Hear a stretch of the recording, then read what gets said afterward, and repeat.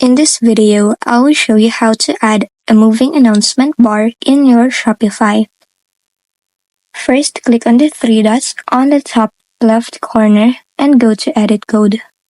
Once inside, go to Sections, then click on Add a new section.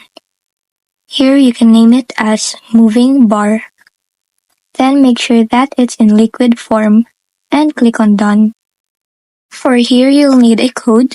I have here a code for moving announcement bar. I'll just paste it or add it in the description box.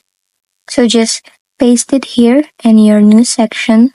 Then click on Save. Once done, you can go back to your store and refresh it. And you'll see now your moving announcement bar. You can customize it by changing the text. And you can also change the scrolling speed, the animation direction, and if you want to change the background color, you can also do that. Once done, just click on Save, and you'll have your moving announcement bar. If this video helped you, don't forget to like, subscribe, and hit the bell icon for more tutorials.